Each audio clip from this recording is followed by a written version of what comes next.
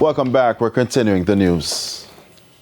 In this evening's health report, Shamela Pullen looks at the new strain of the COVID virus. A new coronavirus variant, NB.1.8.1, commonly called the Nimbus, is spreading globally.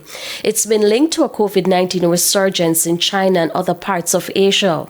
European experts warn of a potential rise in cases across the continent.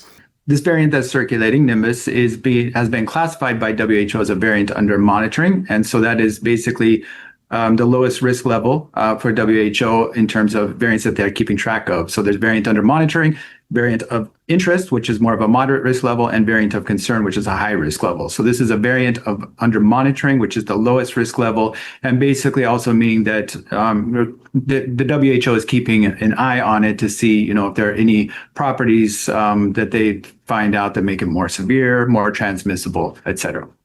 Professor Joshua Angzinger, head of microbiology at the University Hospital of the West Indies, has addressed concerns about the new COVID-19 strain.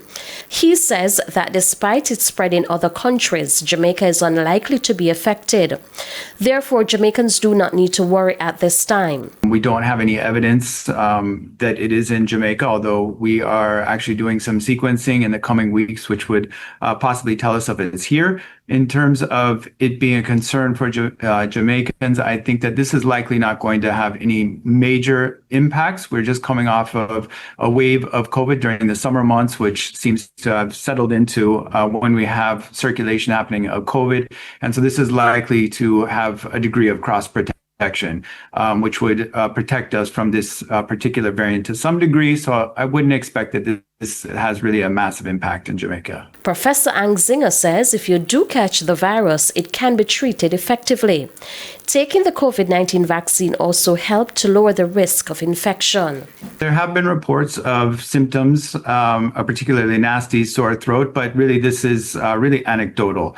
And it's not clear yet if the symptoms are different for this particular strain or this seems to be something unique to this strain or not. So this is something that we're going to continue to monitor and look into to see if there are any different symptoms, but it does not seem that there are any major differences in terms of symptoms. It's all anecdotal at this point, and there's no formal studies that have been done. In addition, infected persons should stay home, get some rest, and wear a mask to prevent spreading the virus. With your health report, I'm Shamela Pullen, wishing you good health.